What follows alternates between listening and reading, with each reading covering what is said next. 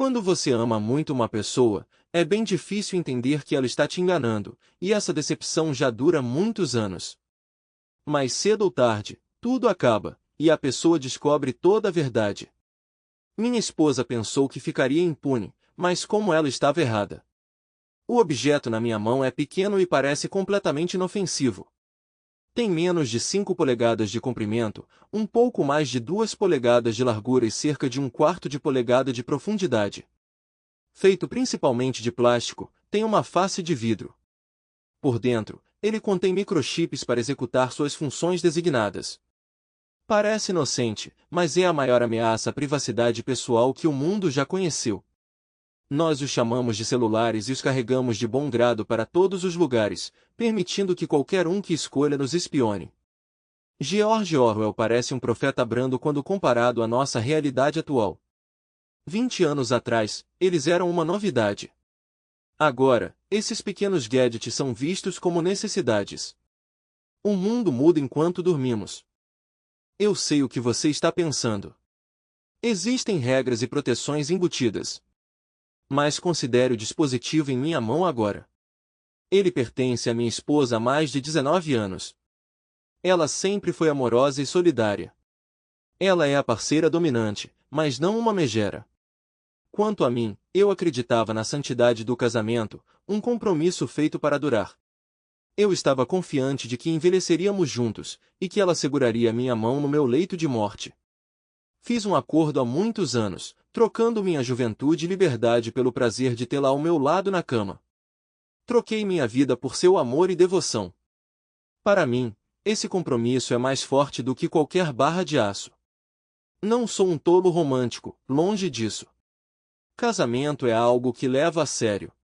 Não era sobre amor para mim, mas sim uma decisão racional. Doris, minha esposa, é a romântica, e talvez esse seja o problema, uma antiga incompatibilidade finalmente vindo à tona. Aqui estou eu com o iPhone da minha esposa às 2 da manhã, no pequeno escritório que normalmente dividimos no andar de baixo. Peguei o telefone emprestado do lado dela da nossa cama, pois é o único horário em que ele está disponível. Ela nunca o deixa fora de vista. Como a maioria das mulheres modernas, ela vai a todos os lugares com seu telefone e passa mais tempo nele do que em qualquer outra atividade.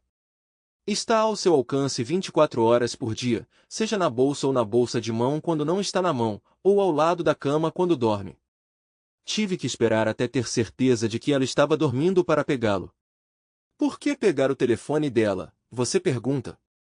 Eu me pergunto se estou perdendo a cabeça. Como posso suspeitar da minha amada esposa? O que há de errado comigo? Eu culpo tudo isso pela minha ocupação, que me deixou desconfiado e sempre procurando o lado negro das coisas. Sou advogada, e essa profissão me faz ver apenas o mal que os homens fazem, não o bem. Então, suspeito dela sem uma boa causa ou razão substancial. Foi uma coisa pequena. Entrei na cozinha enquanto minha esposa Doris, na verdade Dolores, mas ninguém usa seu nome completo, estava falando ao telefone. Normalmente, ela teria continuado ignorando minha presença, mas dessa vez ela desligou imediatamente e pareceu nervosa. Mais tarde naquela noite, pedi para ela pegar seu telefone emprestado, rasguei a pizza que eu a tinha convencido a comer no jantar. Não temos mais um telefone fixo, uma pequena medida de economia de quando as meninas foram para a universidade, parte de uma estratégia de economizar dinheiro de qualquer maneira que pudermos.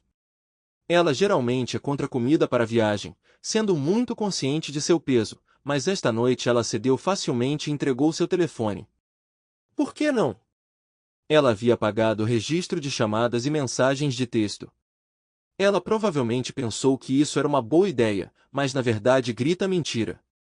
Estou desconfiado porque apagar o log parece uma tentativa de esconder algo. Então o que ela está escondendo? É isso que preciso descobrir. Sou bem informado e entendo que é mais fácil grampear um celular do que um telefone tradicional. Se você não acredita em mim, basta pesquisar bug cell phone na web e ver os resultados. Até comprei um livrinho prático na Amazon por $0,99 que explicava o básico. O principal problema com o iPhone é o jailbreak.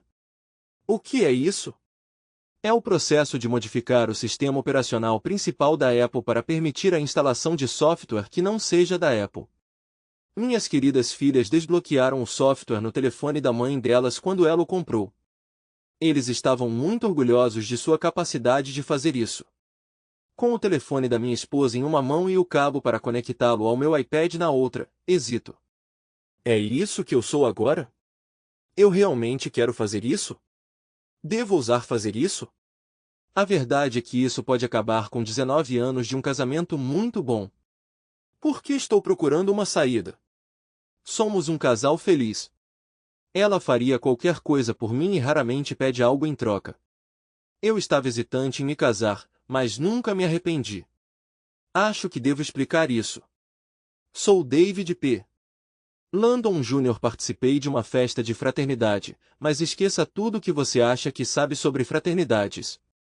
Os irmãos da Sigma Xi são diferentes de qualquer outra fraternidade. Eles eram a maior fraternidade do campus porque o único requisito para ingressar era ter um bom coração. Isso mesmo. Os irmãos não valorizavam nem dinheiro nem status. Era tudo sobre fraternidade e fazer a coisa certa. Atletas se misturavam com nerds, estrelas acadêmicas com caras em liberdade condicional. Não era incomum ver um grupo bebendo cerveja no porão enquanto no andar de cima sessões de tutoria estendidas eram realizadas para irmãos que precisavam de ajuda. Éramos um grupo diverso com irmãos de todas as raças e religiões. Para ser um de nós, você simplesmente precisava ser uma boa pessoa. Parece fácil, mas não atingir o padrão significava decepcionar todo mundo, e lidar com essa culpa era difícil. Ser um Sigma vinha com as responsabilidades de ser um bom irmão. Uma dessas responsabilidades era o encontro anual dos calouros. Os irmãos mais velhos agiam como acompanhantes. Convidamos todos os calouros, tanto homens quanto mulheres. As mulheres foram convidadas para atrair os homens, para que pudéssemos dar uma olhada antecipada em possíveis irmãos. Mais mulheres do que homens compareceram porque todos sabiam que a Sigma House era um lugar seguro onde éramos todos cavalheiros.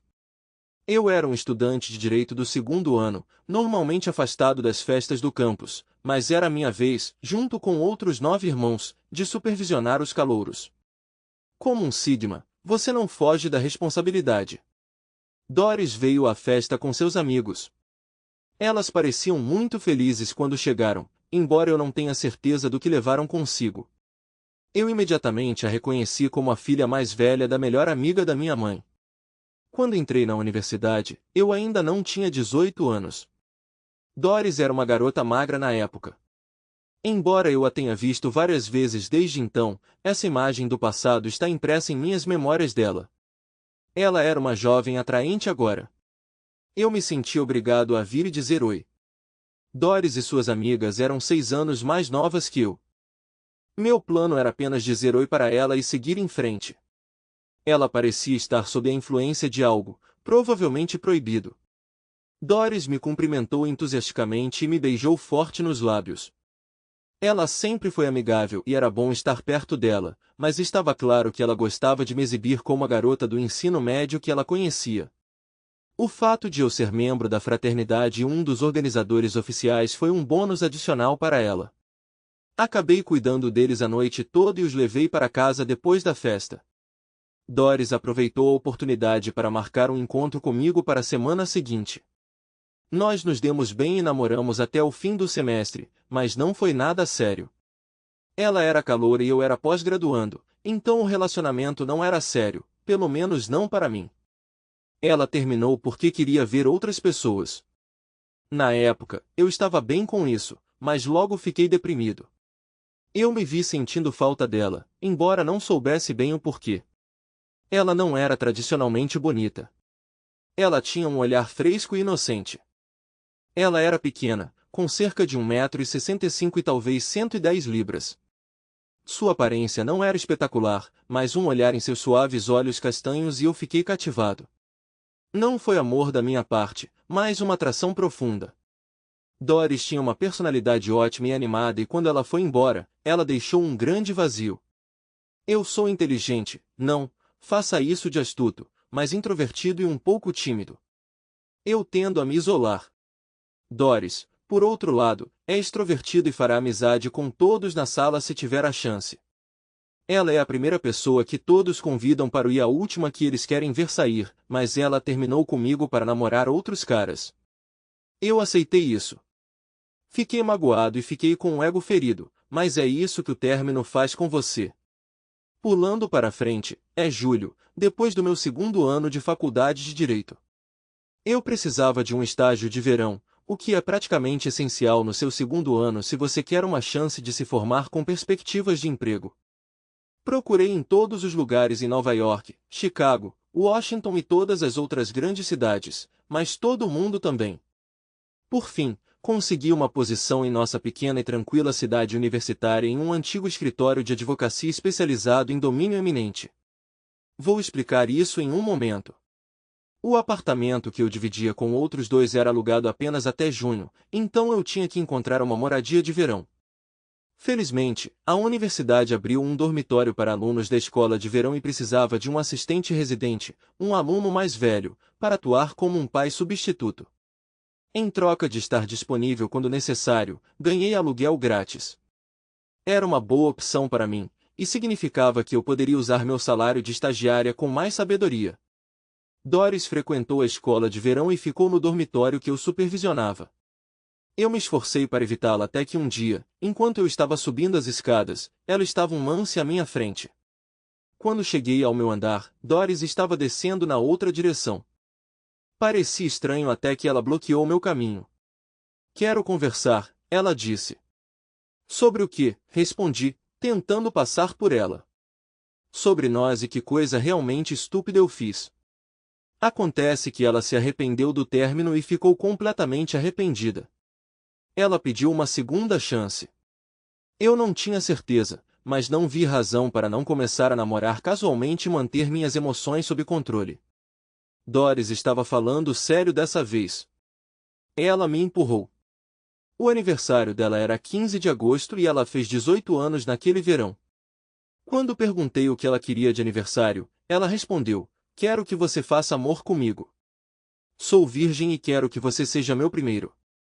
Fiquei surpreso que tudo deu certo para nós. Ela era determinada e, como se tornou a norma ao longo dos anos de nossa vida juntos, Doris geralmente conseguia o que queria. O dia depois de completar 18 anos caiu em um sábado, e Doris trabalhou como voluntária em um abrigo para mulheres administrado pela filial local da NAU. No sábado de manhã cedo, Doris foi ao abrigo para ajudar. Eu não tinha ideia sobre os detalhes do trabalho dela lá, pois sua localização era mantida em segredo.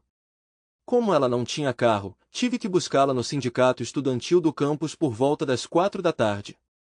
Era bem longe do dormitório onde passaríamos mais alguns dias. O novo semestre de outono deveria começar em 10 dias, mas ainda tínhamos um tempinho para viver em nossos dormitórios atuais. O sindicato era uma cafeteria grande e espaçosa localizada bem no centro do campus. Estava bem tranquilo aqui às 4 horas da tarde de sábado, embora nunca estivesse completamente vazio. Quando Doris chegou, ela estava usando jeans comum e uma camiseta, mas tinha uma mala de viagem nas mãos. Estava claro que estávamos planejando passar a noite juntos, mas eu me perguntei por que ela levaria uma mala se morávamos no mesmo prédio, pelo menos temporariamente. Quando Doris e eu nos conhecemos na universidade, ela me cumprimentou com um beijo profundo e apaixonado. Ela parecia estar anunciando para o mundo inteiro, ou pelo menos para a comunidade do campus, que teríamos um relacionamento próximo. Ela estava fazendo uma declaração, mas o que exatamente era essa declaração? E por que sentimos a necessidade de tornar nossos planos públicos? Fomos para o meu dormitório, onde, como consultor residente, eu tinha um quarto separado. Acendi algumas velas e peguei uma garrafa de champanhe White Star de boa qualidade. Doris parecia muito nervosa, e eu também não estava muito melhor. Eu não tinha muita experiência em relacionamentos. Eu estava apenas com 2 outras garotas, e nenhuma delas durou mais do que 2 noites.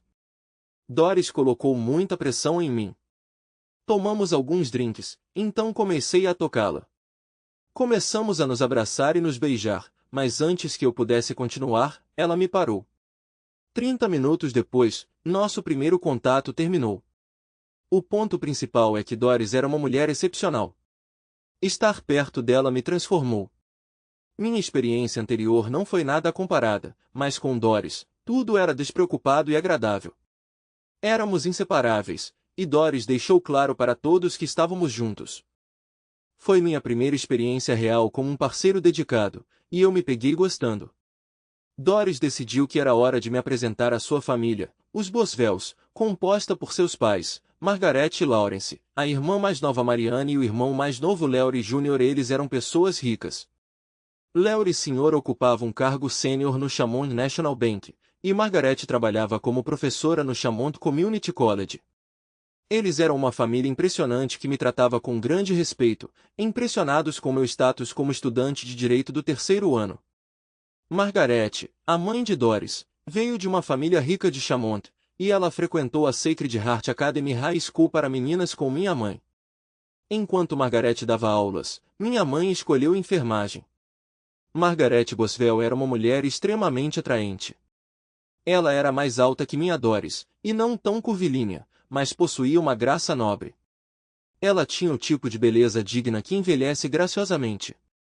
Seu marido era um homem de negócios alto, de cabelos prateados, que parecia impressionante de terno, mas tinha começado a ganhar um pouco de peso na cintura devido à meia-idade.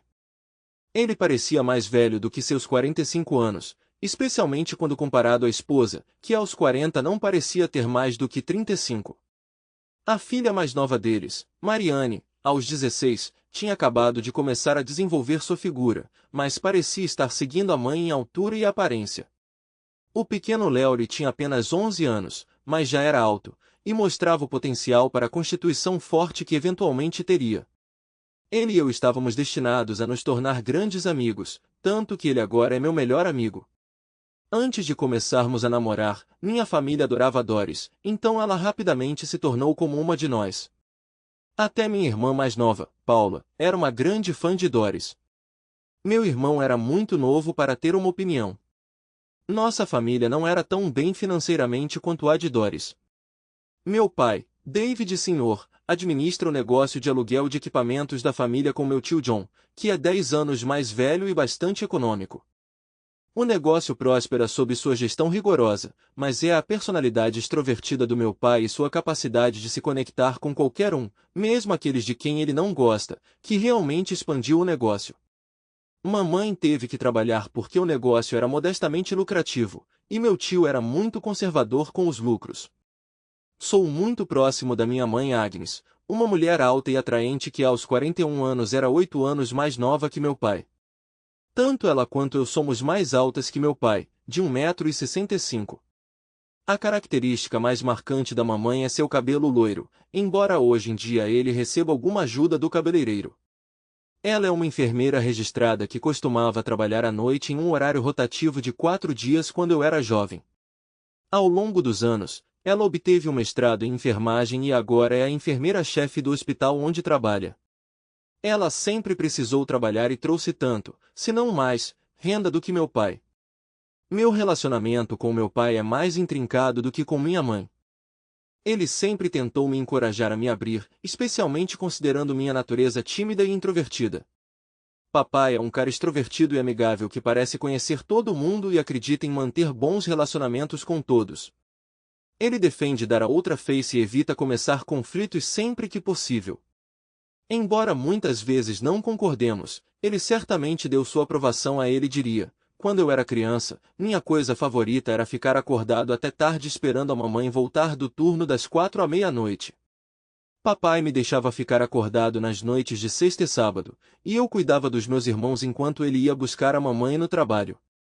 Eles traziam hambúrgueres e milkshakes para casa e nós os apreciávamos juntos. Às vezes, mamãe chegava em casa sozinha muito tarde nos fins de semana.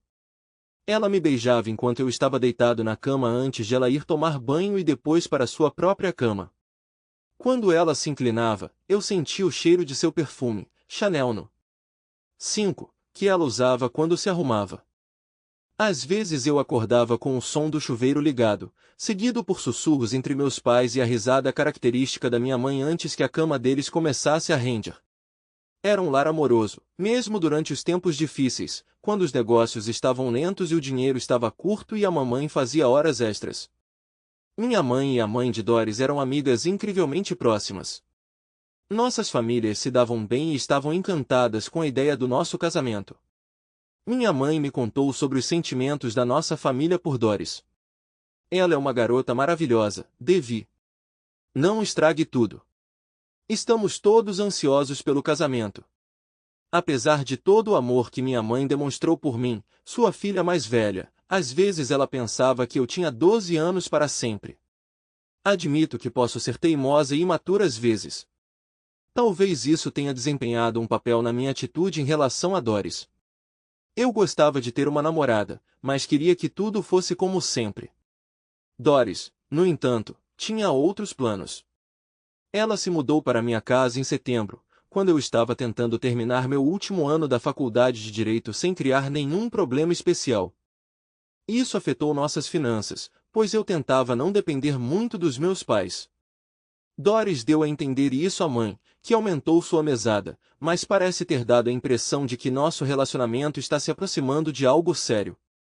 Em maio, a situação superou todas as expectativas.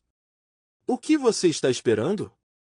Doris deixou claro que eu era seu primeiro namorado e que eu lhe devia algo. Parecia estranho, considerando que foi ideia dela, ou melhor, uma exigência, mas eu conseguia entender seu ponto de vista. Eu estava me formando em Direito aos 25 anos, era solteiro e tinha uma carreira promissora pela frente. Eu era um par muito desejável para muitas mulheres solteiras fora da universidade. Doris, por outro lado, estava terminando seu segundo ano, e ainda faltava mais de um ano para a formatura. Ela estudou literatura inglesa e precisava de um mestrado para dar aulas no ensino médio. Do ponto de vista dela, eu a estava deixando para trás, apesar de tudo que ela tinha feito por mim. Toda a situação deveria ter servido como um aviso.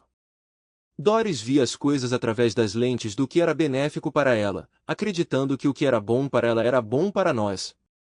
A parte frustrante era que, por mais egoísta que parecesse, ela frequentemente estava certa.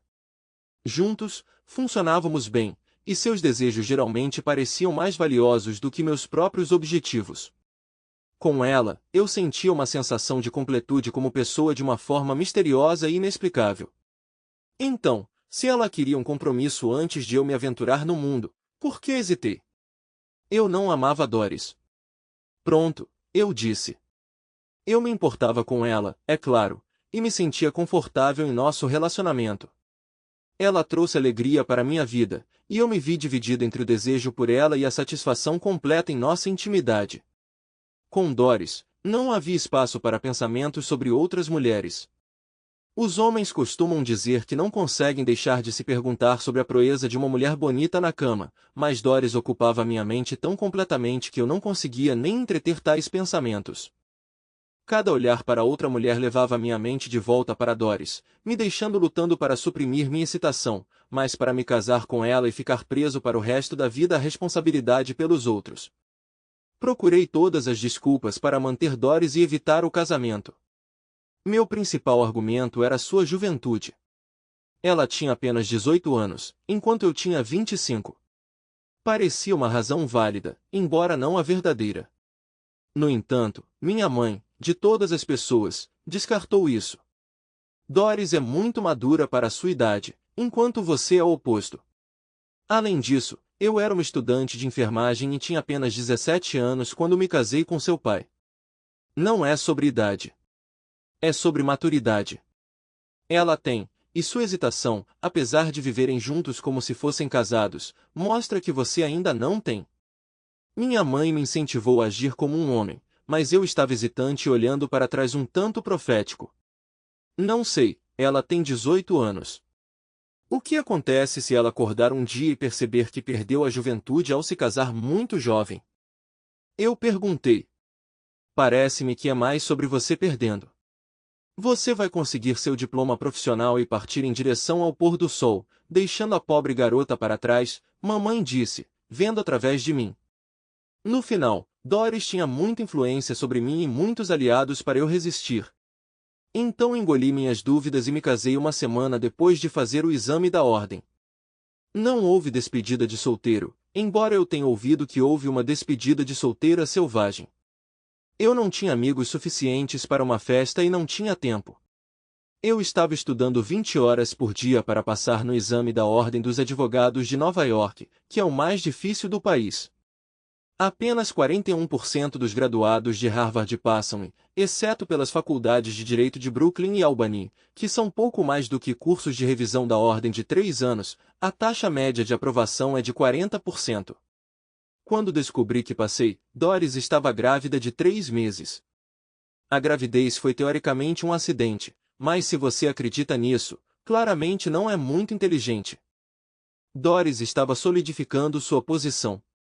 Descobrimos que eram gêmeos 3 dias antes dos resultados do exame saírem. Eu estava suando por aqueles resultados. Naquela época, eu tinha uma vaga de advogada alinhada na firma em que trabalhei naquele verão em que Doris e eu nos juntamos, mas dependia de eu passar no exame da ordem. Passar significava um aumento significativo, mas o dinheiro ainda seria curto. Eu tinha que trabalhar mais de 60 horas por semana e ralar a bunda para nos manter em fraldas quando os bebês chegassem. Doris nunca deixou que nossa precária situação financeira ou a gravidez a abalassem. Ela completou o último exame do seu penúltimo ano apenas 1 hora antes de sua bolsa estourar. 5 horas depois, sem um único gemido, ela deu à luz 2 meninas de 6 libras e 2 onças. Elas eram lindas, perfeitas e completamente idênticas. Para mim, foi amor à primeira vista. 18 anos depois, ainda amo aquelas garotas, mas não da mesma forma. Os tempos eram difíceis para Doris e eu no começo. O dinheiro era curto e morávamos em um apartamento pequeno. Ela nunca reclamou ou me fez sentir culpado por não poder prover melhor. Ser pai foi uma experiência extrema. Por um lado, foi assustador. Por outro, seu peito dói com o amor que você sente. Nunca esquecerei a alegria de ler para as meninas na hora de dormir. Abram caminho para Patinhos, O Gato do Chapéu, A Teia de Charlotte, e depois A Casa na Grande Floresta, Anne de Green Gables, e finalmente o caderno de desenhos e contos de Alhambra de Washington Irving. Meus dois amores pareciam me adorar e acreditavam que eu podia fazer qualquer coisa, resolver qualquer problema, consertar cada boneca quebrada e fazer o sol brilhar em todos os dias chuvosos. Era muita coisa para viver, mas trouxe as grandes recompensas de abraços e beijos. Não foi tudo corações e flores. Houve dias sombrios. Doris e eu sofremos todas as crises juntas. Eu desmoronei quando os bebês pegaram pneumonia e foram hospitalizados. Foi Doris quem se manteve forte, que me disse que Deus não tiraria nossas meninas de nós. David, olhe para mim. Eles vão melhorar. Confie nisso e que não importa o que aconteça, eu sempre amarei e apoiarei você. Durante aqueles primeiros anos, Doris foi a pedra angular do nosso casamento, o apoio que me sustentou. Devo tudo a ela. Sem ela, eu não teria conseguido. Sou eternamente grata a ela e queria garantir uma vida boa para ela e nossas filhas. Minha motivação para ter sucesso veio mais do meu desejo de prover para elas do que de qualquer ambição pessoal. Eu costumava ser bem preguiçosa e sem motivação, mas casar com Doris e experimentar seu amor, junto com nossos filhos, mudou tudo isso. Eu estava determinado a ter sucesso para minha família e, ao longo do caminho, fiz alguns compromissos para atingir esse objetivo. Os anos iniciais foram difíceis, meu trabalho era exigente, mas o pagamento era mínimo. Tive que comprometer meus princípios e confiar na minha inteligência para me destacar no competitivo campo jurídico. Na frente doméstica, Doris, Patrícia e Elizabeth, Pat e Beth, fizeram cada sacrifício valer a pena. Doris continuou sua educação à noite enquanto eu ficava em casa, cuidando do escritório e das crianças. Foi um momento feliz para mim. Quando as meninas começaram a creche, Doris já tinha obtido seu doutorado. Ela começou a lecionar em uma faculdade comunitária e, em 3 anos, tornou-se professora titular de estudos shakespearianos na universidade. Sua renda era uma bênção, mas para mim era tarde demais. Eu já tinha tomado um caminho nada honroso para me tornar um sócio. Minha renda disparou, mas minha moral despencou. No entanto, justifiquei minhas ações dizendo a mim mesmo que tinha uma família para cuidar e, como advogado, eu poderia racionalizar o comprometimento da minha integridade. Prometi uma discussão sobre domínio eminente e agora é um momento apropriado. Muitos americanos têm uma crença profundamente arraigada na inviolabilidade da propriedade privada. A propriedade da casa é vista como uma meta e um direito. A noção de que o governo poderia arbitrariamente confiscar sua casa é impensável para muitos, e é aí que o domínio eminente entra em jogo. Quando o governo requer propriedade para um propósito público, como para construir uma rodovia, ponte, escola ou hospital, ela passa por um processo conhecido como desapropriação. Esse processo envolve o governo tomando a propriedade necessária para uso público e compensando o proprietário por seu valor. Em teoria, é simples, embora lamentável, necessário. Nós, advogados, nos referimos a esse processo como domínio eminente, derivado do termo latino que significa senhorio supremo, o que essencialmente significa que o Estado tem o direito de tomar sua terra. Em princípio, o governo deve pagar a você o valor da propriedade, mas se você ingenuamente espera que o governo o trate de forma justa, você pode acabar sendo prejudicado. É aqui que os advogados entram. Domínio eminente envolve um sistema complexo com procedimentos específicos. Um advogado experiente pode navegar por essas etapas para garantir a compensação máxima para você. Ninguém se arrepende de contratar um advogado para um caso de domínio eminente. O problema é que a maioria das pessoas não busca representação ou contrata um advogado inexperiente. Portanto, a chave para o sucesso como advogado de domínio eminente é se promover efetivamente para clientes em potencial, enfatizando que você pode garantir significativamente mais dinheiro para eles. Devo meu sucesso ao meu sobrenome afortunado porque, na faculdade de Direito, Landon estava sentado logo antes de Landrieu. Por 3 anos, o alfabeto me colocou ao lado de James, me chame de Jimmy, Landrieu, um jovem republicano, membro do Comitê Republicano Estadual e, mais tarde, estagiário jurídico no Senado do Estado de Nova York. Ele eventualmente se tornou advogado assistente e, em seguida, advogado do Comitê Legislativo de Corporações e Associações. Essa foi uma grande oportunidade para mim. Jimmy e eu éramos próximos, então, se ele tinha algum problema, ele naturalmente recorria ao amigo. Agora você deve estar se perguntando o que Jimmy tem a ver com meu sucesso. A chave está naquele comitê de corporações, que lida com todos os assuntos de domínio eminente. Por que isso é significativo?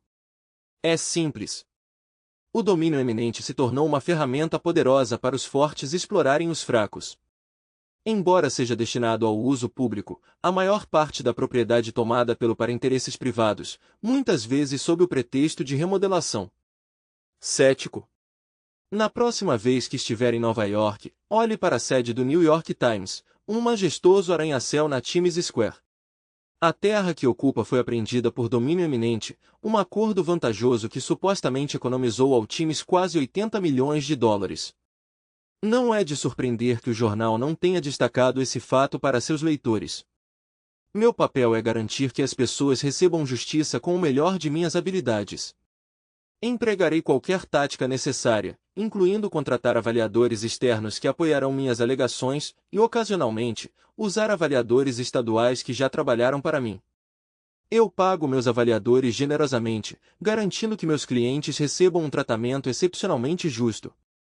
Minha estratégia envolve alcançar aqueles prestes a serem explorados antes de qualquer outra pessoa, e é aí que meu amigo Jimmy entra. Tudo começou inocentemente, com uma vaga dica sobre uma aquisição de propriedade significativa ao longo do Hudson, abrindo o caminho para um desenvolvimento de alto padrão. Mas rapidamente se transformou em um cenário de pagamento para jogar. Jimmy tem problemas com jogos de azar, incluindo cavalos, máquinas caça-níqueis e cassinos indígenas, então ele frequentemente precisa de dinheiro.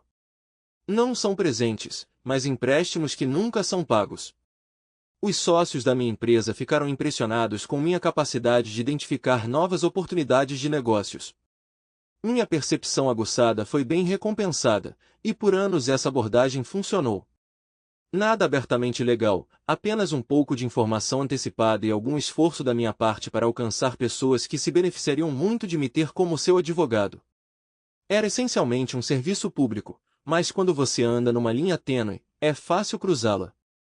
Mais sobre isso depois, mas por enquanto, Voltando ao telefone da minha esposa. Eu tinha instalado um programa sofisticado no telefone da Doris. Ele foi projetado para criar arquivos de áudio de todas as suas conversas telefônicas e enviá-los para o meu iPad. Cada mensagem de texto que ela enviava ou recebia era encaminhada para o meu telefone. Além disso, eu podia ouvir suas conversas em tempo real ou configurar seu telefone para gravar até 2 horas e enviar as gravações para o meu iPad. Em teoria, Doris não podia dizer ou ouvir nada que eu não pudesse acessar. Na prática, era um pouco diferente. Minha esposa passou quase 5 horas no telefone no primeiro dia. Só de ler suas conversas telefônicas já seria uma tarefa hercúlea. Ela passou 45 minutos conversando com uma amiga sobre um vestido que viu no shopping, mas não comprou. Por 3 semanas, eu peneirei essa trivialidade e senti que tinha me tornado bastante adepta a isso. Comecei a acreditar que estava ficando paranoico. Eu estava prestes a desistir quando as mensagens chegaram. Eu estava em uma reunião com um novo cliente quando meu telefone tocou com um toque distinto indicando uma nova mensagem. Ignorei, mas alguns minutos depois houve outro toque, seguido por um terceiro. Eu raramente envio ou recebo mensagens de texto e Doris era a mesma coisa. É uma coisa geracional. Enviar mensagens de texto não faz parte do nosso DNA. Depois da reunião com meu cliente, chequei meu telefone e vi 3 novas mensagens transferidas do Spivari no telefone de Doris. Lembre-se, tivemos o segundo dia. Mark, não posso sentir tanto a sua falta. Quando e o que? Temos um encontro.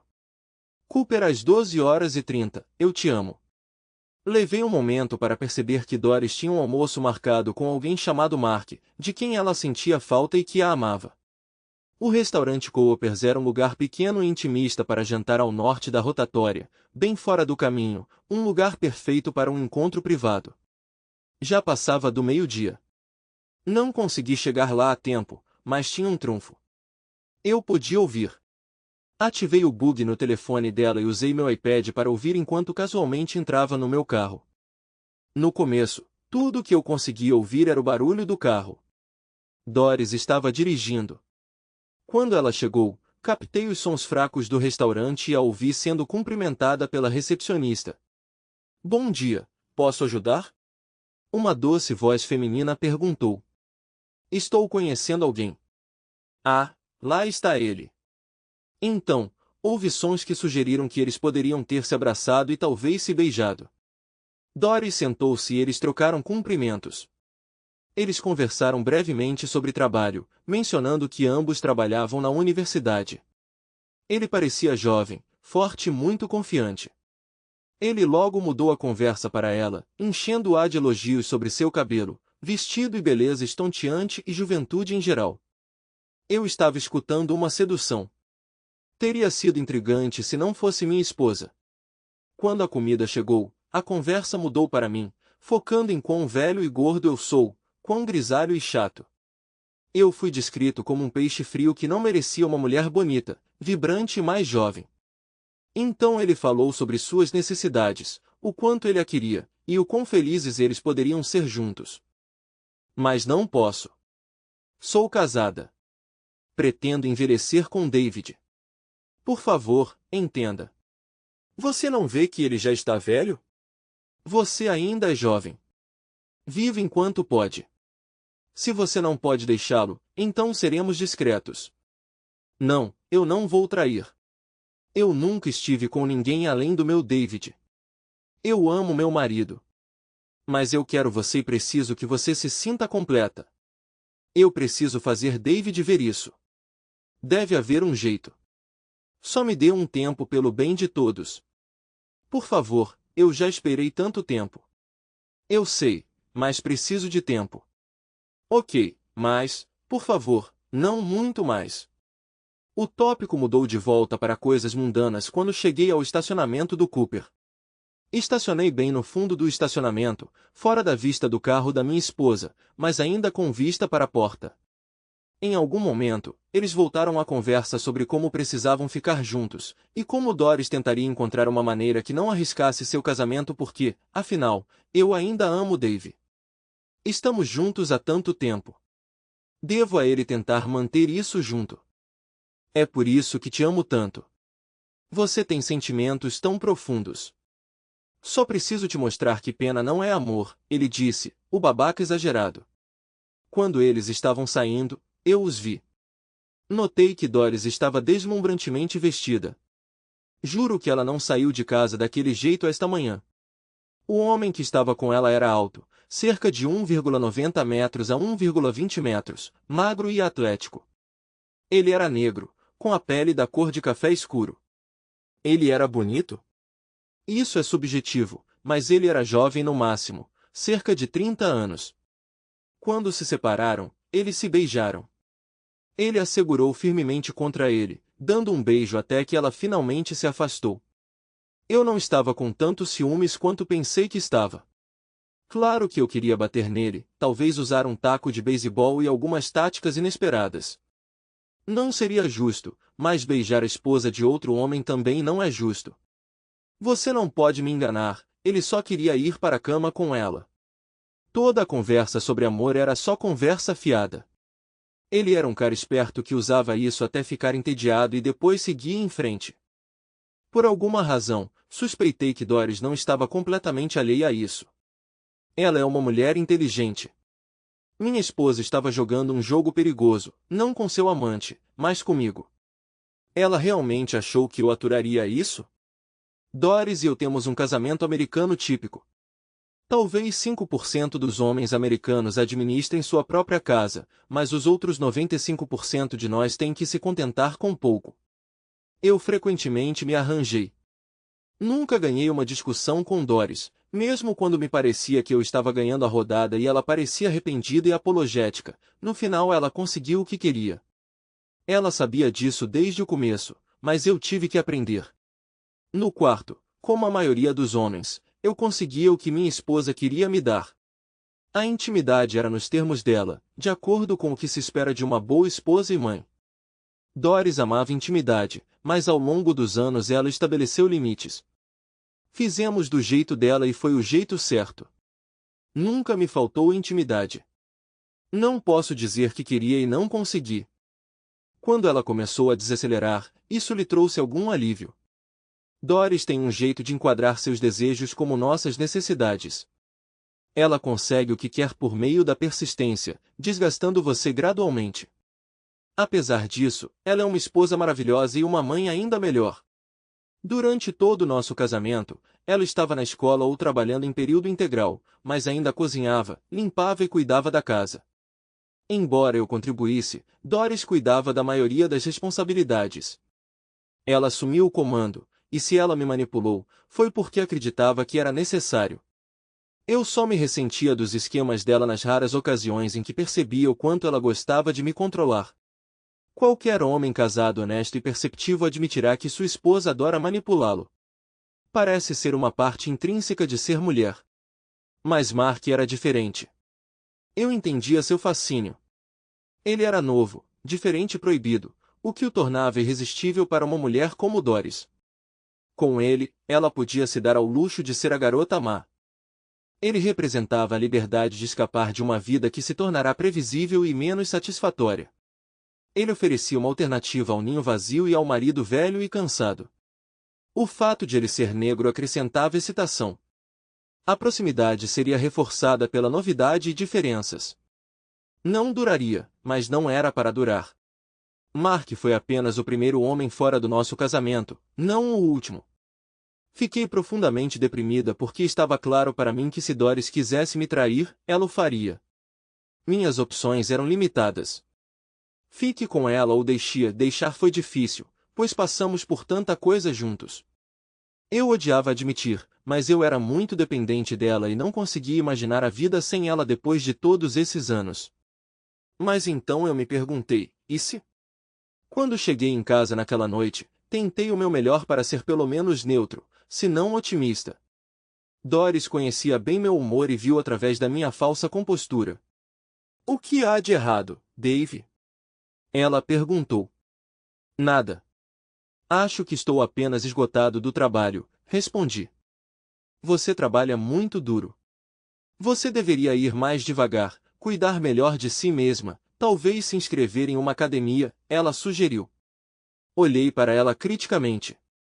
Eu tinha me inscrito em uma academia no ano passado, saindo todas as manhãs antes que ela acordasse. Eu tinha perdido 30 dos 40 quilos que ganhei desde que nos casamos e tinha construído músculos com um personal trainer 3 vezes por semana. O novo namorado dela não era sobre eu estar fora de forma ou ser chato. Era sobre a percepção que ela tinha de mim.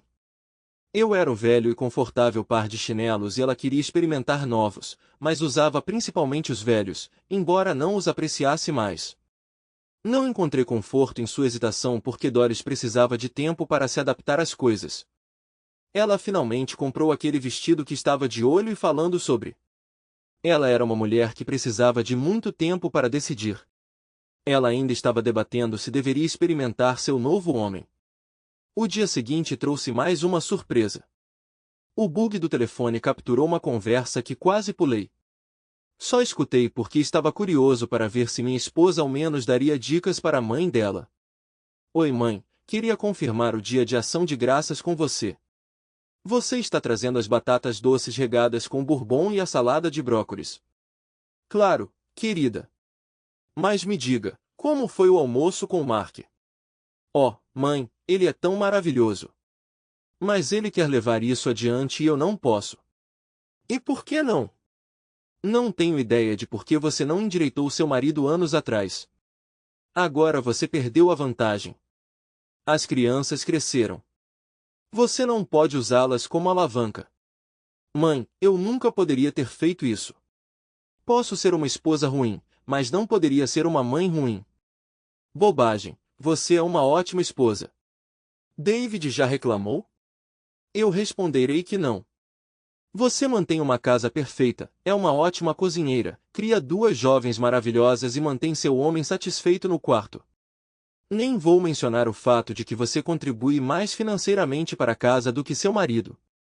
Sim, mas agora estou considerando a infidelidade. Não, você está enganado.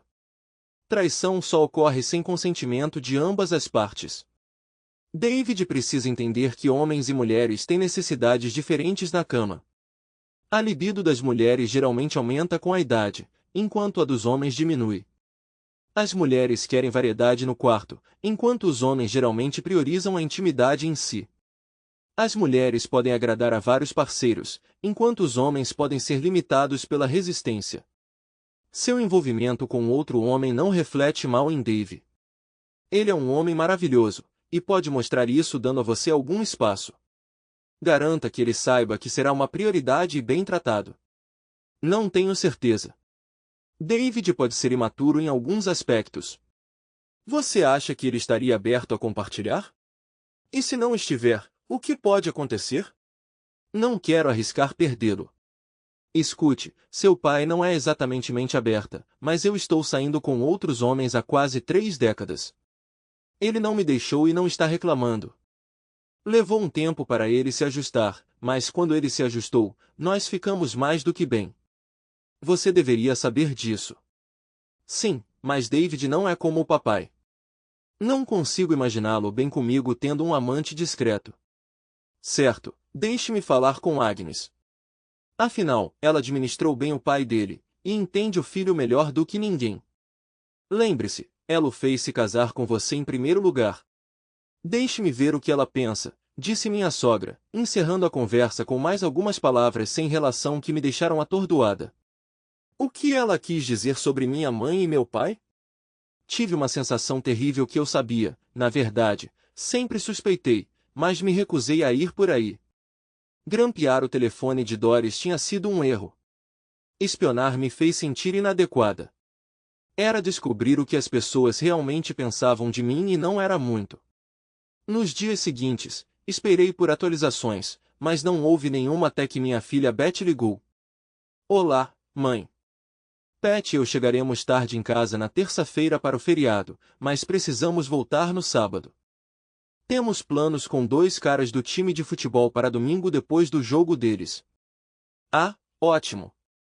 Vou avisar seu pai.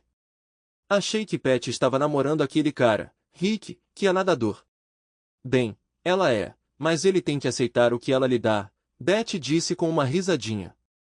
Acho que os tempos mudaram se os caras estão dispostos a deixar suas namoradas namorarem outros. Oh, mãe, você é tão antiquada. Diga-me, como vão as coisas com Mark? Elas não vão a lugar nenhum.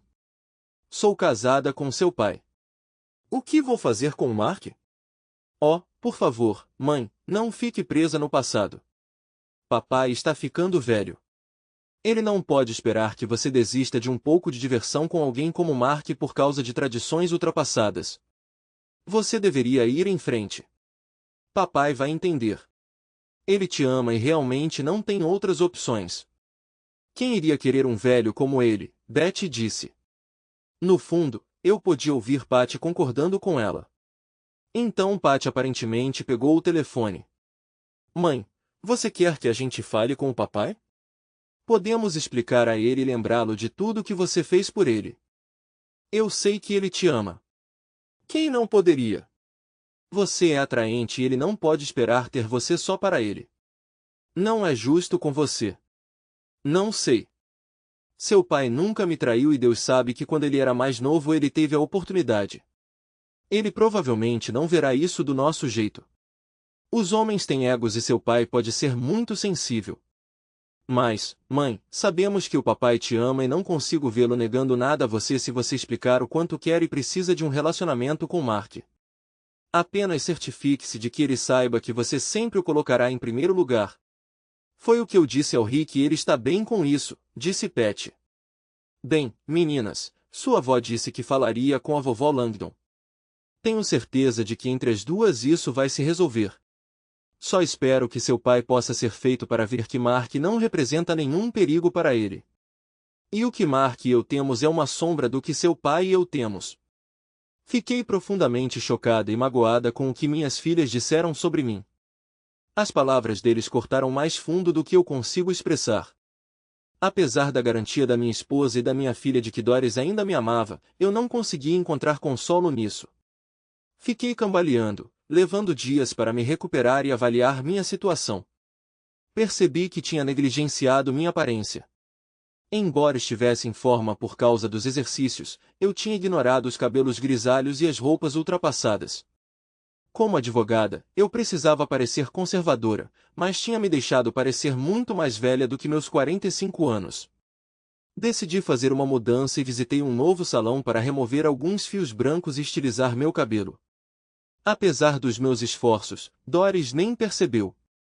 Então, fui às compras de roupas em Nova York, atualizando meu guarda-roupa e exibindo meu novo corpo mais elegante. Embora eu não parecesse ter 30 anos novamente, eu não parecia mais velha do que minha idade. Apesar dos meus esforços, nem Doris nem minhas filhas notaram as mudanças.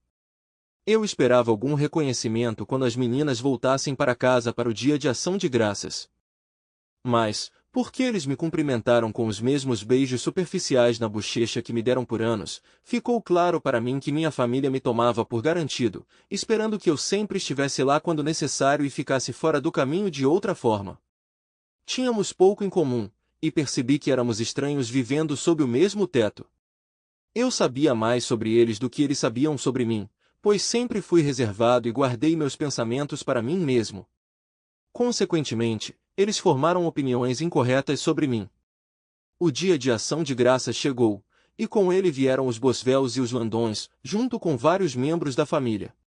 21 de nós se reuniram em volta da mesa da sala de jantar, estendida com todas as suas folhas, para assistir ao desfile de Nova York e ao futebol na TV. As mulheres se reuniam principalmente na cozinha, enquanto os homens se reuniam na sala de estar. Pedi licença e rapidamente verifiquei a sala de estar, onde minha cunhada Mary e a esposa de Larry Jr., Anne, estavam cuidando das crianças, incluindo minha filha Betty. Todos pareciam estar presentes, então fui até a sala e tranquei a porta atrás de mim. Plugando meus fones de ouvido, me acomodei para escutar a conversa na cozinha pelo telefone da minha esposa. Ele foi para a sala e fechou a porta, ouvi minha filha Patty dizer: "Ótimo, agora alguém pode me dizer o que há de errado com meu filho?", minha mãe perguntou. "O que você quer dizer, mãe?", minha esposa respondeu.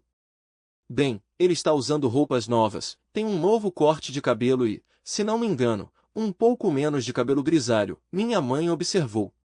Na verdade, agora que você mencionou, eu notei algo, mas não consegui identificar bem o que era, Doris acrescentou. Acho que ele também perdeu algum peso desde o ano passado. Minha irmã Paula entrou na conversa. Ela, o marido e a filha moravam na Califórnia e não me viam desde o Natal anterior. Sim, isso é possível, minha mãe disse, não tenho certeza. Nas últimas 2 semanas ele tem estado realmente deprimido. Pensei que talvez ele estivesse tendo problemas no trabalho de novo, disse Doris. Você acha que ele sabe sobre Mark? Perguntou minha sogra. Não vejo como ele poderia, não há nada acontecendo com Mark, minha amada esposa respondeu. Ele pode estar passando por uma crise de meia-idade. Ele está nessa idade e as meninas já saíram de casa. Pode ser isso, minha mãe disse. Sim, isso explicaria as mudanças em sua aparência, seu cabelo, perda de peso e roupas, acrescentou a mãe Boswell. Devemos abordar isso com cuidado, então. Se ele está numa fase de depressão de meia-idade, precisamos ir devagar com ele, minha mãe disse. Talvez eu devesse adiar a visita ao Mark, Doris sugeriu. Bobagem, o que Dave precisa é de um chamado para acordar. Precisamos tirá-lo dessa e colocá-lo de volta nos trilhos. Não vai ajudar se você também estiver se sentindo mal, minha mãe respondeu. Então você acha que a mãe deveria dizer a ele que quer ter um caso, vovó? Patty perguntou. Bem, não do nada, querida. Acho que deveríamos fazer os homens falarem com ele primeiro, deixá-lo discutir com seu pai e Laurie. Eles podem introduzir a ideia gradualmente e compartilhar suas experiências. Eles estão felizes e bem ajustados à situação. Não há razão para que seu pai não possa estar também, mas se ele está sentindo sua idade e que a vida está passando por ele, não é o momento certo para dizer a ele que sua esposa está saindo com um homem mais jovem. Primeiro, precisamos acostumá-lo à ideia, disse a mãe. Ser um corno? Patty riu. Claro que não. Seu pai é um homem orgulhoso, um bom marido, um educador. Elas precisam ser cuidadosamente administradas e suas necessidades cuidadosamente atendidas. Eu nunca permito que meu marido fique sozinho. Eu nunca me envolvi em intimidade com outra pessoa sem cuidar do meu marido. Talvez ele tenha ficado em segundo lugar, mas no meu coração ele sempre esteve em primeiro lugar. Dave, senhor, sabe que ele é o amor da minha vida. Nós, quero dizer, todos nós, temos que fazer meu filho se sentir amado. Doris, você é a primeira da fila aqui, mas nós te apoiamos. É isso mesmo, disse mamãe, por consentimento comum. A conversa continuou no mesmo espírito. As mulheres discutiram sobre mim e planejaram como me atrair para elas. Elas discutiram como e quando Laurie e meu pai deveriam me apresentar aos fatos da vida familiar. Na opinião delas, elas satisfizeram as necessidades naturais de Doris. Eles acreditavam que essa abordagem fortaleceria o casamento e satisfaria ambos os lados. Afinal, Doris se casou jovem e sacrificou muito. Agora que não havia mais filhos, havia chegado o momento em que ela poderia aproveitar a vida enquanto continuava a sustentar o marido. Minha mãe era a principal força motriz e aparentemente tinha mais experiência. Eles falavam de mim como se eu fosse uma criança que eles estavam tentando criar e se comportar. Eu aguentei até não poder mais. Então me recompus e saí de casa. Andei até julgar que era hora do jantar de ação de graças. Ao retornar, Doris estava preocupada. Minha partida passou despercebida, deixando-os perplexos quando retornei. Tarde da noite, sozinha em casa, exceto pelas meninas, Doris tentou entender meus problemas. Não consigo articular bem, mas sinto que as coisas precisam mudar, e talvez eu esteja hesitante em abraçar o desconhecido. Querida, não importa o que aconteça, meu amor por você sempre perdurará. Você é e sempre será a pessoa mais significativa da minha vida, ela sussurrou, aninhando-se perto na cama. Permaneci em silêncio, sobrecarregada pela culpa. Ela tinha um jeito de me fazer sentir culpado. No primeiro sábado de dezembro, eu estava no Giant Stadium com meu pai e meu sogro. Laurie tinha garantido os ingressos, que eram assentos excelentes de fato. Meu pai esbanjou em uma limusine de ida e volta e bebidas para a viagem. Laurie cuidou da cerveja e dos lanches no estádio. Ambos os homens estavam bem preparados. Apesar de um começo estranho tentando abordar o assunto de ser um corno, eles cobriram todos os pontos essenciais que minha mãe insistiu. Os principais argumentos se resumiram ao fato de que mulheres de uma certa idade querem ter um parceiro jovem e liberdade. Enfatizou como apoiar a exploração de um cônjuge pode beneficiar ambos os parceiros. Fiquei em silêncio até os minutos finais de um jogo de futebol, relembrando minha própria juventude praticando o esporte e percebendo meu desdém por assisti-lo. Posso não saber de tudo, mas de uma coisa tenho certeza. Se eu pegasse Doris com outro homem, isso significaria o fim do nosso casamento. Sem exceções, declarei, pretendendo que fosse minha declaração final sobre o assunto. Apesar das tentativas do meu ancião de nos persuadir a mudar de ideia durante o terceiro jogo, durante os minutos finais, reiterei firmemente minha posição sobre a infidelidade, levando a minha saída. Quem quer uma esposa promíscua? É isso que uma mulher assim se torna, comentei, levando meus anciãos a me rotularem de maturo e tacanho antes de eu me desculpar para ir ao banheiro. Eles ficaram ausentes por um bom tempo, e quando retornaram o estádio estava quase vazio enquanto voltávamos silenciosamente para casa em uma limusine. Mais tarde naquela noite, descobri que eles tinham acabado de ir ao banheiro. Eles tinham ligado para casa. Tanto minha mãe quanto minha sogra falaram com Doris antes de nosso retorno e outras ações foram consideradas necessárias. Em uma semana, me vi arrastada por Léo e papai mais uma vez, dessa vez para um clube de cavalheiros com entretenimento sugestivo. Enquanto eles se entregavam a bebidas caras e danças de colo, eu me abstive de álcool e recusei quaisquer avanços. Não consigo imaginar trocar a fidelidade da minha esposa por uma lap dance, afirmei antes de sair sozinho, chamando um táxi para partir sozinho.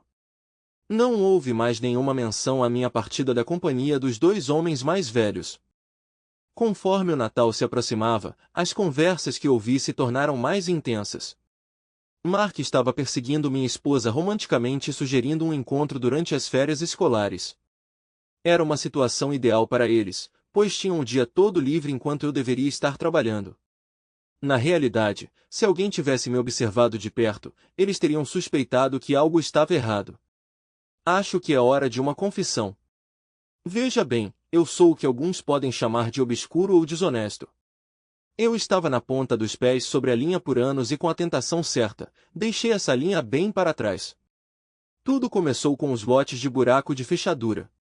Para quem não conhece, um lote de buraco de fechadura é uma propriedade com frente de estrada limitada, o que torna desafiador construir devido ao acesso restrito à parte principal do terreno.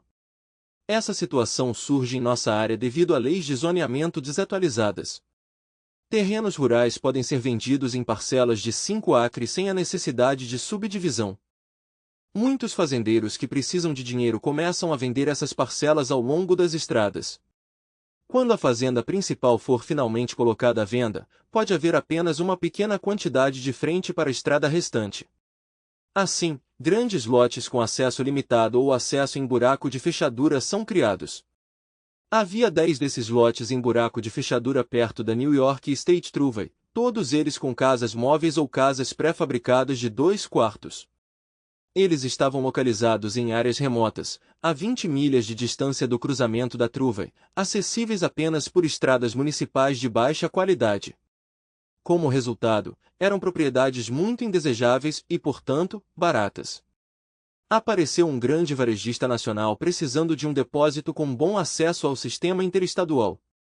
Tudo o que eles precisavam eram aqueles 10 lotes de buraco de fechadura e uma nova entrada para a Thruway.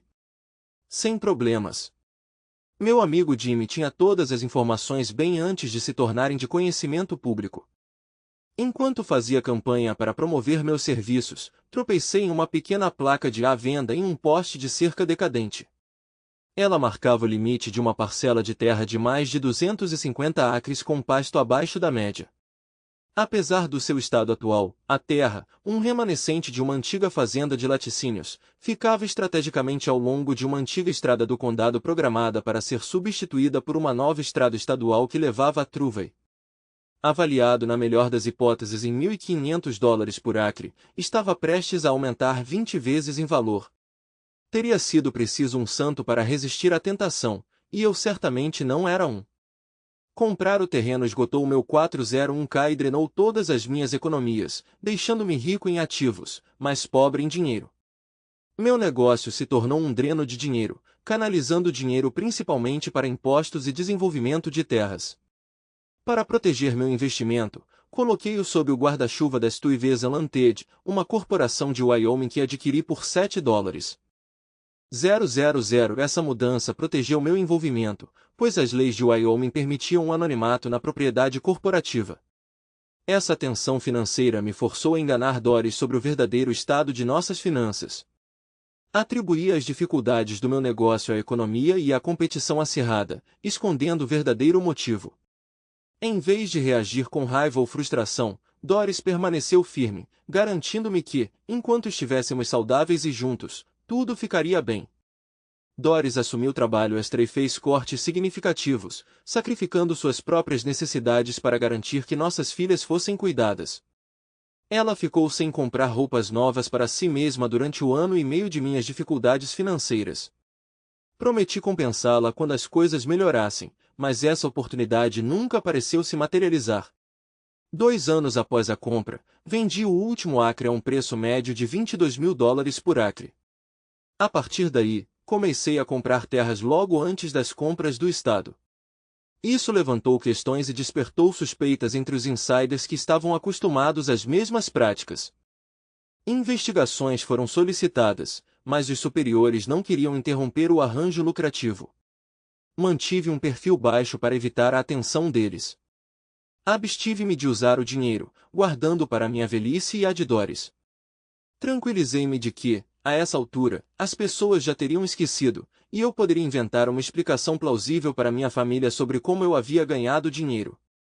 Eu estava inflexível sobre manter minha verdadeira natureza escondida de Doris e de nossas famílias a todo custo. Nunca imaginei que acabaria ouvindo segredos ocultos da minha própria família. Na véspera de Natal, seguimos nossa tradição usual de passar um tempo com meus sogros. No entanto, o dia de Natal estava reservado para uma grande reunião na casa da minha família. Graças a um acordo entre minha mãe e Doris, chegamos cedo. Doris, como sempre, tinha preparado um enorme peru assado com todos os acompanhamentos, enquanto a mãe Boswell estava cozinhando um assado de cordeiro, e minha mãe tinha um presunto no forno. Por volta de 1 hora, eu estava tirando o peru recheado em sua pesada assadeira de ferro do porta-malas do novo Mercedes de Doris. O carro tinha sido um presente de aniversário dos pais dela, envolvendo uma entrada pesada. David, quando você terminar de trazer o peru, eu gostaria de falar com você na sala, minha mãe disse. Não era um pedido, mas seu tom era mais simpático do que hostil. A sala, uma sala pequena e um tanto isolada na parte da frente da casa, era onde minha mãe estava esperando. Ela estava sentada no sofá curto e, quando entrei, ela fez sinal para que eu me sentasse ao lado dela. Sentei-me e, quando ela se virou para mim, nossos joelhos quase se tocaram.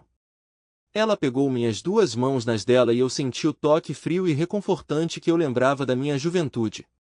David, algo parece errado. Se você estiver enfrentando um problema, lembre-se de que eu e todos os outros nesta família estamos aqui para você. Ela disse isso, inclinando-se, olhando-me diretamente nos olhos, como se esperasse uma resposta, ou talvez um apelo por ajuda ou orientação. Era o tipo de conversa que uma mãe tem com um filho problemático, esperando fornecer o conforto de que ele precisa. O que poderia estar errado? Tenho uma família amorosa e solidária, uma esposa fiel e 2 filhas devotadas, respondi, enfatizando as palavras. Minha mãe não é boba. Ela ouviu o que eu não disse. David, um homem honrado apoia sua esposa em todas as coisas. Ser um bom marido significa fazer sacrifícios, assim como sua boa esposa se sacrificou por você nos últimos 20 anos. Minha mãe, uma mulher notavelmente astuta, rapidamente percebeu que eu não era tão ingênuo quanto parecia ser. Ela fez um apelo inteligente aos valores fundamentais de bondade e justiça que ela havia incutido em mim desde a infância, qualidades passadas de nossos pais e nutridas por meio de nossas ações. Da perspectiva dela, era sobre a dedicação de um homem ao seu casamento e família. Foi um caso irônico de ela me julgar mal, mas eu era o culpado por enganar a todos por tanto tempo que eles não entendiam mais quem eu realmente era.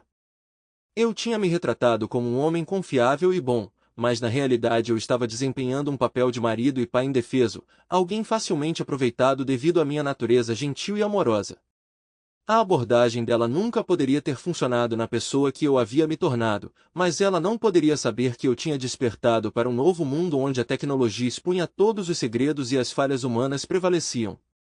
O problema é que eu não considero honroso ter uma esposa promíscua. Tudo é realmente negociável.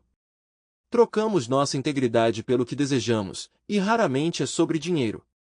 Mesmo quando o dinheiro está envolvido, a transação raramente é somente sobre finanças. No entanto, nem todos os acordos são desonrosos. Alguns são feitos diante de Deus. Nós nos comprometemos e buscamos bênçãos. Embora nem sempre possamos cumprir nossas promessas, o esforço para fazê-lo deve ser genuíno. Caso contrário, uma mulher pode se ver beijando seu filho de boa noite com os lábios ainda quentes de sua infidelidade. Com essa observação final, minha mãe recuou como se eu a tivesse batido. Até então, ela parecia preparada para continuar a discussão. Observei uma gama de emoções cruzar seu rosto. Surpresa, vergonha, raiva e, finalmente, dor. David, o que você acabou de dizer? Eu disse que seus beijos quando você voltava de seus casos eram nojentos. Ela soltou minhas mãos e saiu correndo do quarto. Eu não precisava de um telefone para ouvir a voz angustiada de Doris enquanto minha mãe saía correndo da toca. Mãe, o que está acontecendo? Doris exclamou. Ela devia estar esperando o sinal da minha mãe para me confrontar. Isso parecia ser uma intervenção planejada, talvez envolvendo a família inteira me atacando ao longo do dia. Quando saí da toca, não havia ninguém lá. Minha mãe aparentemente tinha escapado para a cozinha, arrastando o único outro membro da família presente com ela. Decidi que era sensato fazer uma saída estratégica e saí silenciosamente pela porta da frente. Eu ainda tinha as chaves da Mercedes de Doris, então dirigi até o Parque Estadual, até o Mirante Hendrik Hudson, a pista dos amantes da minha juventude. Levei até o fim do meu último ano para persuadir uma garota a vir aqui comigo, e mesmo assim não fomos muito além da primeira base. Eu nunca fui um Casanova. No entanto, quando eu tinha 25 anos e era recém-formado em Direito, as mulheres me viam de forma bem diferente. Infelizmente, naquela época, Doris me tinha, e ela não me deixava ir. Quando você considerava a minha situação, era como dois lados da mesma moeda. Quando Doris me desejava, esperava-se que eu obedecesse. Agora que ela estava interessada em outra pessoa, novamente me pediram e esperavam que eu obedecesse, deixando-a ter a liberdade que me fora negada. Estranhamente, eu conseguia entender o raciocínio. Doris sacrificou muito mais do que eu pelo nosso casamento. Ela fez dar certo. Ela criou a próxima geração. Se dependesse de mim, provavelmente nunca teríamos tido filhos, comprado uma casa, planejado a aposentadoria ou contribuído com muita coisa. Agora, o que Doris queria era, como ela via, diversão inofensiva. Um pouco do que ela havia perdido. Ela não me negou a mesma oportunidade. Ela só não acreditou que eu poderia aproveitar a oferta. Veja, eu sou velho e gordo. Hoje, minha mãe tinha boas intenções. Ela queria me mostrar minhas limitações, mas também me garantir que todos ainda me amavam e tornariam as coisas o mais fáceis possível. Eles achavam que estavam sendo gentis, enquanto eu sentia que estava sendo egoísta. No fundo, eu sabia que esse momento chegaria. Não sou cego ou estúpido, mas, de muitas maneiras, permaneci uma criança. Não de uma forma infantil, mas de uma forma corrupta. Aprendi os caminhos do mundo e joguei sujo. Tentei justificar, alegando que fiz isso pelos outros ou por necessidade. Mas a verdade é que trapaceei porque queria vencer. Não só pelo dinheiro, mas pelo bem da vitória. Ceder para Doris significaria perder e eu tive quase 20 anos perdendo para ela. Enquanto estacionava no mirante, peguei meu iPad e abri meu Spivari. Ele não está em casa e o carro da mãe sumiu, disse minha filha Beth. Espero que ele não volte, Anne, acrescentou a esposa de Leury. Eu sempre soube que Anne não gostava de mim, mas agora ela tinha um motivo. Anne é bem atraente. Ela não pode ser chamada de beldade no sentido convencional, mas ela irradia atratividade e tem uma voz linda se você olhar para suas maneiras de flertar. Eu poderia ver por que Lowry Jr., que não é o mais inteligente, se casou com ela, mas foi uma atitude tola. Ela praticamente ostentava suas infidelidades. Lowry ignora as fofocas não tão sutis e o comportamento aberto de sua esposa. Meu cunhado trabalhou como vice-presidente no banco de sua família, um caso claro de nepotismo, mas aceitável naquele setor. Seu salário alto e posição social garantiam que não importava o quanto Anne se desviasse, ela sempre retornava para o estilo de vida confortável. Anne e Lowry tinham um filho de 5 anos que se parecia com seu suposto pai, com cabelos loiros e olhos azuis. Eles sempre pareciam se dar bem como um casal. Enquanto eu ouvia, minha mãe elaborou um plano. Meu filho é incrivelmente teimoso.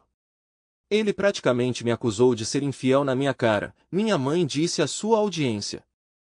Não acredito nisso, respondeu minha sogra. Dave é um homem bom demais para isso. Acho difícil acreditar em mim mesma, mas ouvi com meus próprios ouvidos. Ele parece saber de tudo de alguma forma. Os velhos devem ter sido descuidados com o que disseram e ele interpretou as coisas completamente errado, minha mãe explicou. O que devemos fazer? Não quero perder meu marido, disse Doris. Precisamos ser espertos. Se ele não cooperar, teremos que recorrer a algum engano, minha mãe disse. Eu não subestimaria meu irmão. Ele sempre foi o astuto. Talvez não o mais brilhante, mas definitivamente o mais esperto. Lembre-se do que ele fez com o tio Jack naqueles jogos de pôquer. Ele pode ser muito desonesto, disse minha irmã. Ela falou sobre a época em que, quando adolescente, descobri que meu tio trapaceava regularmente em nossos jogos de pôquer, que jogamos a cada 2 semanas. Todos sabiam, mas preferiam não prestar atenção porque só jogávamos por apostas pequenas. No entanto, eu não gostava de ser enganado, então descobri como ele manipulava o baralho durante o embaralhamento e trapaceava de volta. Por várias semanas, ele continuou a perder, incapaz de me expor sem revelar sua própria trapaça. Eventualmente, os jogos terminaram abruptamente e meu tio parou de falar comigo. Minha irmã se lembrou disso porque ela me perguntou o que havia de errado com o tio John e eu ri quando contei a ela. Sim, mas ele tem uma vulnerabilidade que podemos explorar, minha mãe disse. Então ela descreveu seu plano. A vulnerabilidade que ela mencionou era minha incapacidade de lidar com o álcool. Eu não costumo beber, mas quando bebo, fico alegre até que finalmente adormeço. Se eu beber o suficiente, desmaio. A ideia da mamãe era simples, me deixar bêbado em uma festa de ano novo da família. Enquanto eles colocavam bebidas escondidas na minha bebida, Anne estava flertando comigo. Quando fiquei ainda mais bêbado, ela começou a fazer avanços óbvios, dos quais provavelmente me lembrarei quando ficar sóbrio. Se eu ficasse tão bêbado que não tivesse consciência do que estava acontecendo ao meu redor e perdesse a memória, eles me levavam para o quarto e tiravam algumas fotos de Anne e eu juntos. Na manhã seguinte, acordei em uma cama desconhecida e fui confrontado por uma esposa furiosa. Quando confrontado com evidências da minha infidelidade, dificilmente poderia argumentar contra a sugestão da minha esposa de abrirmos nosso casamento para outros. Esse arranjo significava que Doris teria liberdade de buscar outros relacionamentos enquanto eu permanecia fiel em casa. No entanto, o principal obstáculo era a relutância de Anne em entrar em qualquer tipo de relacionamento com um homem que ela considerava idoso e acima do peso, ou seja, comigo. Minha falta de atratividade era amplamente reconhecida. Apesar disso, Anne parecia a melhor candidata. Somando-se à complexidade estava o fato de que Lowry, que era um amigo próximo meu, se sentiria ainda mais culpado sobre a situação. Anne não teria que fazer nada físico, ela só precisava obter algumas fotos sugestivas. Para facilitar esse plano, eles recrutaram a ajuda da esposa do meu irmão Samuel, Elaine. Ela era tímida e facilmente influenciável, ansiosa para se encaixar na família. Elaine era cúmplice ideal, pois era nova na família, tendo sido casada com meu irmão por apenas 2 anos e atualmente grávida. Sentado no banco da frente do luxuoso carro da minha esposa, olhei para o norte de Catskills, o cenário de Rip Van Winkle, de Washington Irving. A névoa de inverno girando através das montanhas escuras criava uma cena assustadora. A leste, o rio Hudson brilhava como prata. Era um cenário adequado para o conto de Irving, mas um cenário sombrio para testemunhar o desmoronamento do meu casamento. Então Doris falou. Deveríamos dar a Dave outra chance, mais tempo, ela disse. E quanto ao Mark? Ele vai esperar? Perguntou a mãe. Mark está muito ansioso.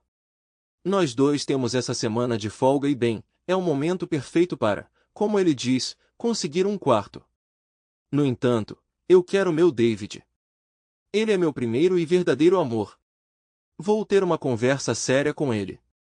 Ele nunca me negou nada e não consigo imaginá-lo me negando isso completamente. Ele e eu precisamos chegar a um entendimento, ela disse. Escute, meu plano vai funcionar. É duro, mas seu marido trouxe isso para si com sua atitude. Eu sugiro que você converse um pouco mais, mas tome cuidado para não deixar seu amante esperando mais por causa da tolice do meu filho, minha mãe declarou.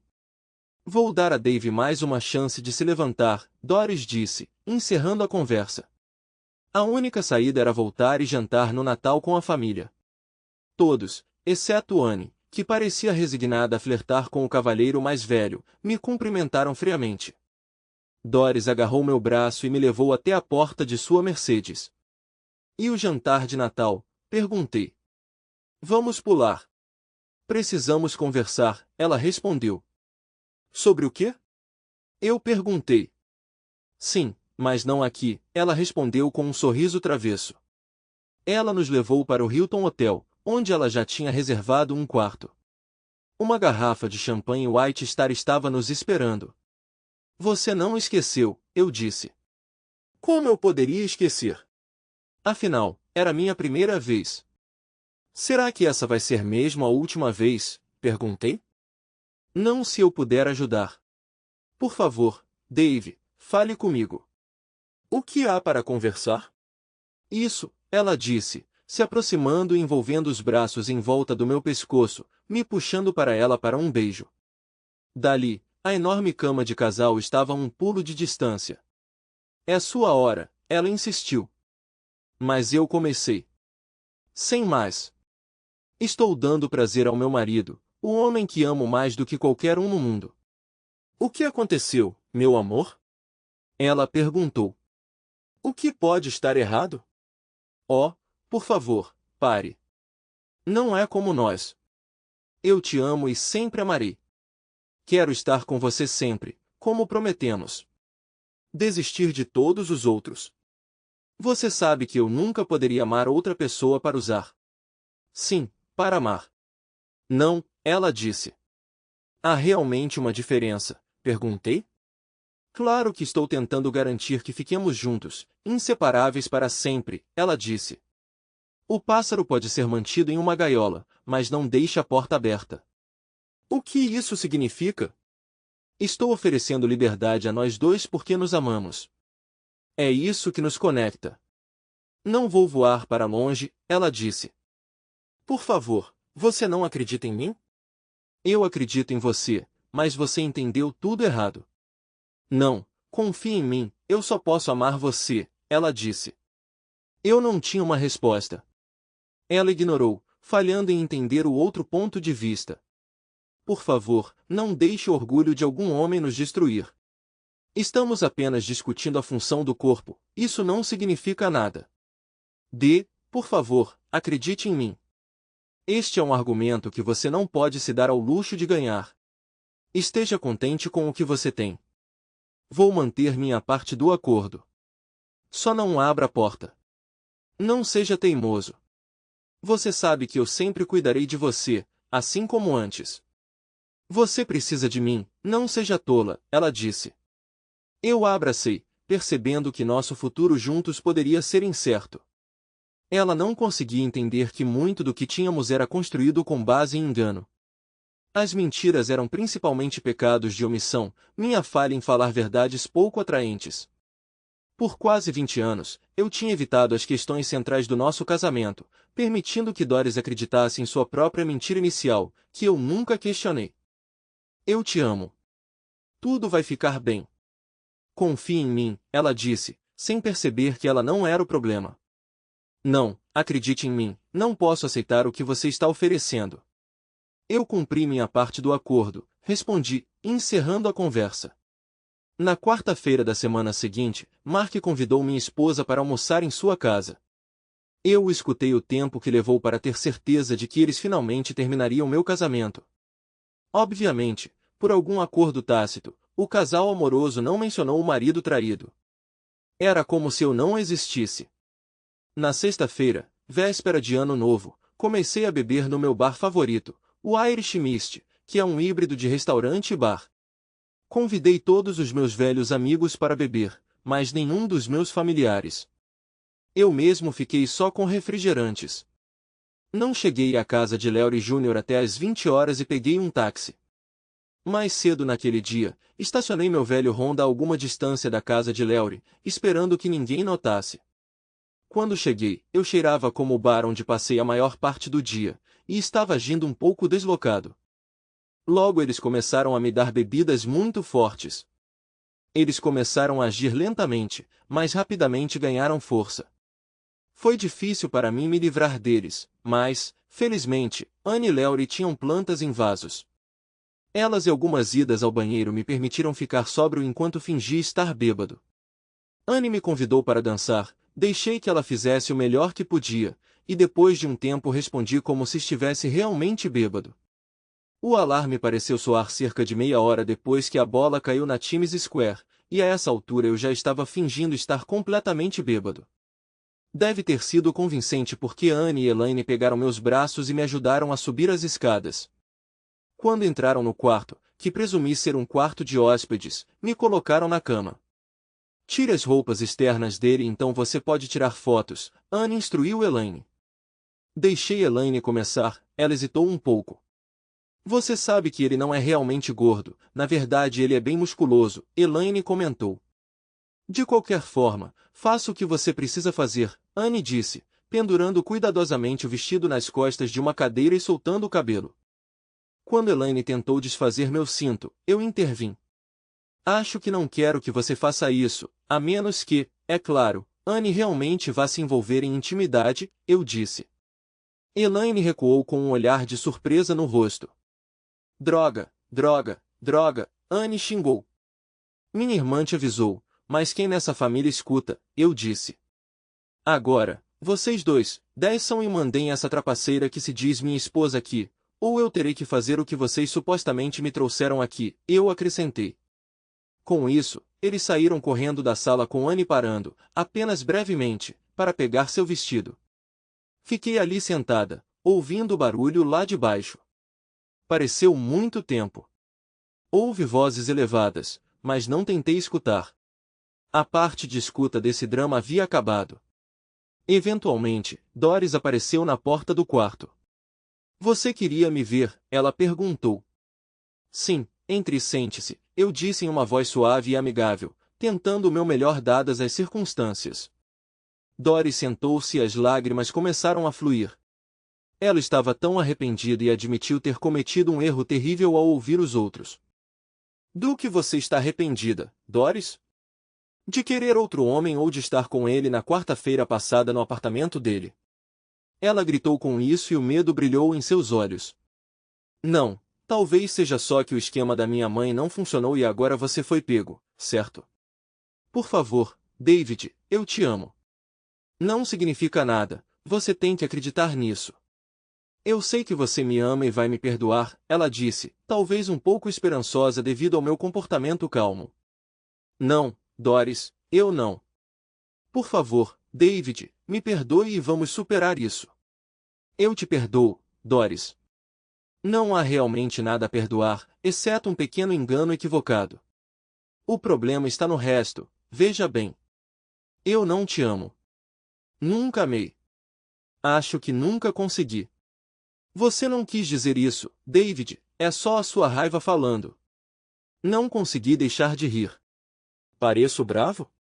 Deixe-me garantir que não estou. Passei os últimos 19 anos preso a esse casamento. Não foi tão ruim. Era uma espécie de gaiola dourada, mas agora a porta está aberta e estou caminhando por ela com gratidão a você por finalmente me libertar. David, por favor, você não pode estar falando sério. Não vou deixar você acabar com nosso casamento por algo tão pequeno, especialmente depois de todos os anos de amor e devoção que lhe dei. Faça como quiser. Estou indo embora. Já me decidi. Seu domínio sobre mim era puramente por culpa e agora não sinto nenhuma. Você queria um casamento aberto e agora terá o casamento mais aberto possível. Sem um marido, eu disse enquanto me levantava para ir embora. O que você vai dizer às nossas filhas? Ela perguntou, seu tom ficando bravo. Vou apenas dizer adeus a essas meninas. Eu queria poder acreditar que elas não eram minhas, mas dado o comportamento delas e suas mães, não tenho dúvidas. Então adeus é tudo que elas vão conseguir de mim, eu respondi. Mas então parei, percebendo que não era verdade. Minhas meninas, as pequenas, eu sempre as terei em meu coração. Eles nunca cresceram. Eles ainda são os pequenos se perguntando se os patinhos vão conseguir atravessar a rua, acrescentei. Com isso, deixei minha esposa chorosa e desci as escadas. Claro, minha mãe, apoiada por meu pai, tentou me impedir. Aonde você vai? Mamãe exigiu. Não tenho uma resposta para essa boa pergunta, mas sinto que deveria visitar muitos lugares que não visitei em 20 anos, respondi. Então você vai embora porque as coisas não saíram como planejado? Ela perguntou. Não, estou indo embora para encontrar a vida que estava perdendo, expliquei. Por favor, David, pense racionalmente. Seu mundo inteiro está aqui. Todos que te amam estão aqui. Tudo o que fizemos, fizemos por você. Não deixe o orgulho arruinar sua vida.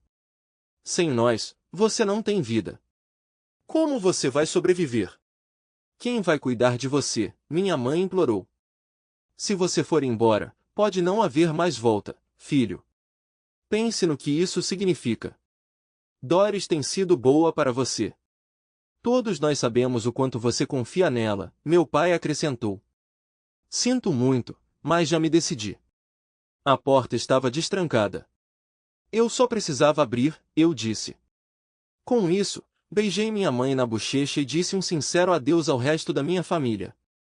Deixei para trás minha esposa, filhas, irmãos e pais. Eu estava livre. Eu estava sozinho. Mas eu sempre me senti sozinho por dentro, e eu sabia que não ficaria solitário por muito tempo. O homem mais velho, não acima do peso, mais rico, tinha o maior afrodisíaco, dinheiro, milhões em sedução. Eu estava sacando e indo para os lugares mais decadentes que eu conseguia encontrar. Eu estava trocando uma vida velha por tantas jovens quanto eu conseguia lidar. Depois de 20 anos, eu me libertei e um mundo novo e diferente me esperava.